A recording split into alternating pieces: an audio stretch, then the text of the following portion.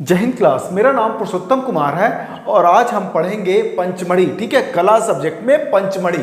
पंचमढ़ी क्या है? प्रागैतिहासिक क्षेत्र है। मैं बता चुका हूं ये चीज कि प्रागैतिहासिक क्षेत्र में मध्य प्रदेश का पंचमढ़ी, जिसका हम विस्तृत रूप से पढ़ेंगे आज। चलो फिर शुरू करते हैं। ठीक है, अगर पहला क्वेश्चन आया पंचमढ़ी से, पहला क्वेश्चन इससे यह बनता है कि पंचमढ़ी गुफा को किस नाम से जाना जाता है। क्या पूछेगा कि पंचमढ़ी गुफा को किस नाम से जाना जाता है। इस पे क्वेश्चन आया था और आएगा भी। किस नाम से जाना जाता है, तो किस नाम से जाना जाता है? इसको 5 पांडवों की गुफा के नाम से जाना जाता है। क्या चीज नाम से? 5 पांडवों की गुफा। 5 पांडवों की गुफा।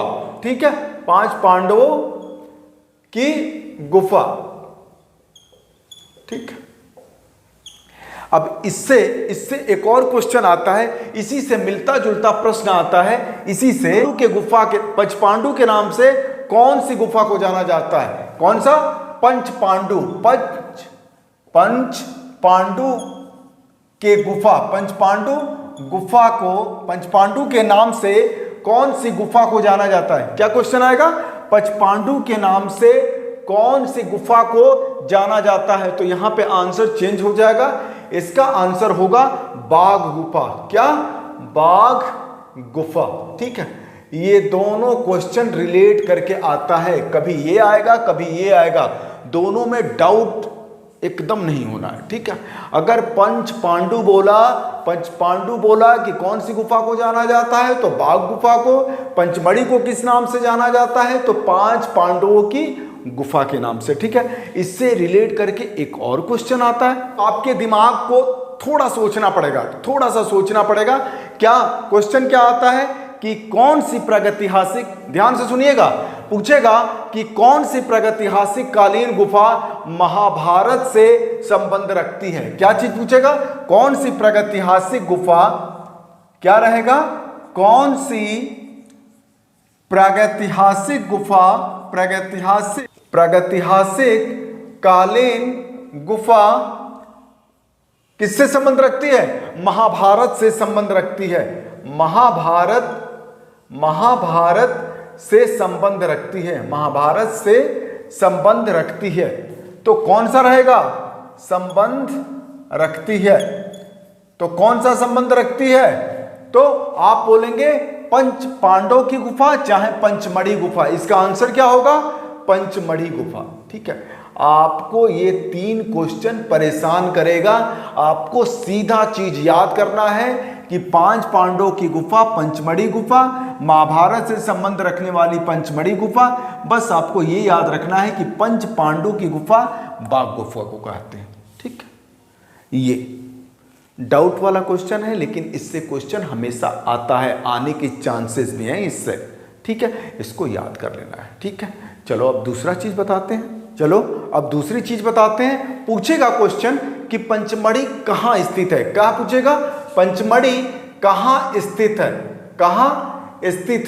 तो कहाँ स्थित है ये आपको जानना पड़ेगा। ठीक है, ये आपको जानना जरूरी है। पंचमढ़ी कहाँ स्थित है? तो मध्य प्रदेश में स्थित है। अगर पूछेगा तो मध्य प्रदेश। अगर और डीप पूछेगा तो मध्य प्रदेश के कहां पे? कौन से पहाड़ी पे? महादेव पहाड़ी पे। क्या बोलेगा? महादेव पहाड़ियों पे। ठीक है, पहाड़ी पर या पहाड़ियों पर। ठीक है, महादेव पहाड़ियों पर। ठीक है, अब पूछेगा इससे क्वेश्चन कि भोपाल से, क्या क्वेश्चन पूछेगा? भोपाल से पंचमढ़ी से कितना दूर स्थित है? क्या बोलेगा? भोपाल से क्वेश्चन पूछेगा, भोपाल से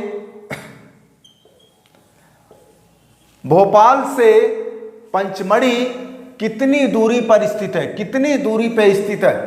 भोपाल से कितनी दूरी पे स्थित है? तो आपको ये याद रखना पड़ेगा। ये क्वेश्चन आया हुआ है, इसलिए बता रहा हूं आपको। 70 किलोमीटर। कुछ सोचना नहीं है, आपको 3-4 चीज इसमें याद करना है। स्थित में मध्य प्रदेश में पंचमढ़ी स्थित है। महादेव अगर पहाड़ी पूछेगा तो क्या बोलेंगे, महादेव पहाड़ी। और भोपाल से पूछेगा कि कितनी दूर है, तो आपको बताना है क्या, क्या बताना है, 70 किलोमीटर। क्वेश्चन ऐसे आता है कि पंचमढ़ी किस पहाड़ियों पर स्थित है, तो आप बोलेंगे कि महादेव के पहाड़ियों पर स्थित है। क्वेश्चन पूछेगा पंचमढ़ी कहाँ स्थित है, आपको बताना पड़ेगा मध्य प्रदेश में स्थित है। और ऐसा भी प्रश्न आता है कि पंचमढ़ी भोपाल से कितनी दूर स्थित है, तो आपको बताना है 70 किलोमीटर। ठीक है, ऐसा क्वेश्चन भी आता है। ठीक है, चलो अब तीसरी चीज बताता हूं आपको। तीसरा क्वेश्चन रहेगा कि पंचमढ़ी, ध्यान से सुनिएगा, पंचमढ़ी की खोज किसने और कब की। पंचमढ़ी की खोज किसने और कब की, किसने और कब की। ठीक है, किसने और कब की। ठीक है, ये क्वेश्चन, जो भी मैं आपको क्वेश्चन बता रहा हूं ये सब इंपॉर्टेंट है। ठीक है, एक भी चीज आपको फालतू चीज नहीं पढ़ा रहा हूं, एक भी चीज जो भी पढ़ा रहा हूं एकदम सॉलिड पढ़ा रहा हूं, उसको आपको याद रखना है।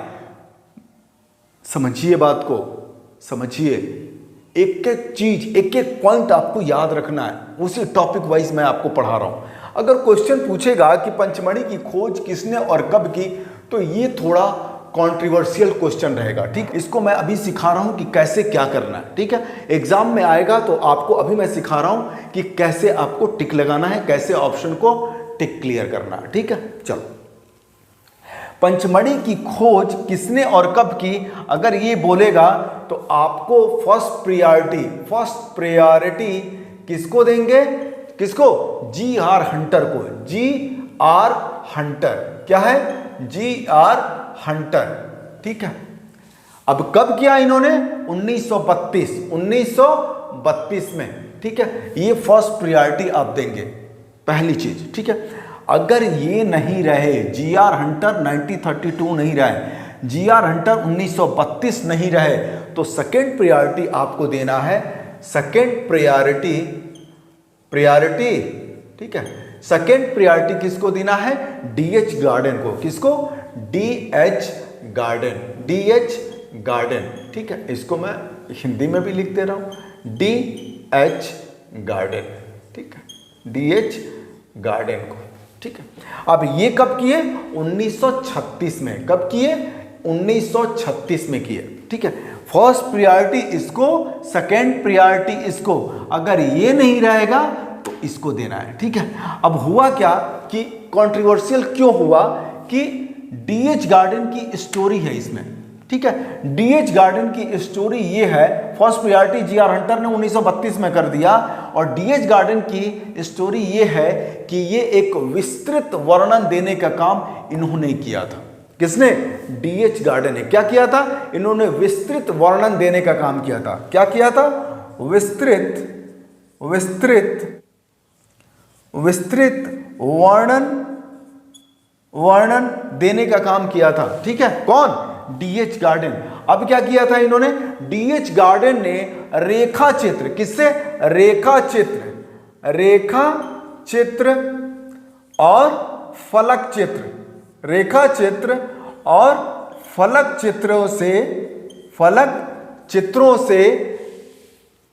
चित्रों से पूरा एक विशुद्ध लेख प्रकाशित किया था। क्या किया था, एक विशुद्ध लेख प्रकाशित किया था।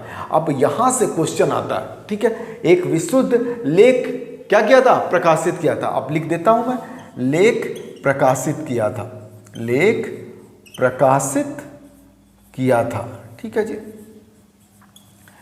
अब यहां से एक क्वेश्चन आता है। ठीक है, यहां से क्वेश्चन आता है कि पूछेगा क्वेश्चन कि DH गार्डन ने रेखा चित्र तथा फलक चित्रों सहित एक विशुद्ध लेख प्रकाशित किया था।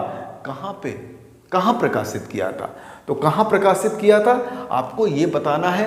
तो इसका आंसर होगा अपनी पुस्तक DH गार्डन ने अपनी एक पुस्तक लिखी थी, rock painting of Mahadev hills. क्या लिखा था, रॉक पेंटिंग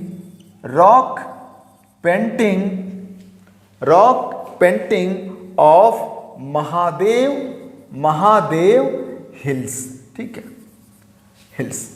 इसमें इन्होंने डीएच गार्डन ने rock painting of Mahadev hills में अपनी पुस्तक में लेख प्रकाशित किया था, वो भी कैसे, रेखा चित्रों और फलक चित्रों के सहित, ठीक है। इनकी स्टोरी ये है, ठीक है। अब क्या हुआ, अब यहां से एक क्वेश्चन पूछता है, इस पुस्तक से कम से कम तीन चार बार क्वेश्चन पूछा है, rock painting of Mahadev hills. मैं इसको हिंदी में लिख देता हूं आपके लिए, rock painting of Mahadev hills, ठीक है, महादेव हिल्स, ठीक। अब ध्यान से सुनिएगा, इससे इस पुस्तक का नाम याद रखना है क्योंकि क्वेश्चन बहुत बार पूछता है, ठीक है। क्या पूछेगा कि rock painting of Mahadev hills किसकी पुस्तक है? क्या पूछेगा कि rock painting of Mahadev hills किसकी पुस्तक है? तो आपको बताना है कि सर ये डीएच गार्डन की पुस्तक है, ठीक है। अब ये rock painting of Mahadev hills आपको बताना है और याद रखना है कि डीएच गार्डन ने इसको लिखा था और इसमें क्या किया था, रेखा चित्र और फलक चित्रों के साथ इन्होंने क्या किया था, एक विशुद्ध लेख प्रकाशित किया था rock painting of Mahadev hills में, ठीक है। अब अगली क्लास में पंचमढ़ी के बारे में और तथ्य पढ़ेंगे, जैसे इसमें कितनी गुफाएं हैं, 50 गुफाएं हैं, ठीक है। इनके चित्रों को पढ़ेंगे, ठीक है। चलो फिर अगली क्लास में पूरी चीज पढ़ेंगे, ठीक है। थैंक यू सो मच, जय हिंद।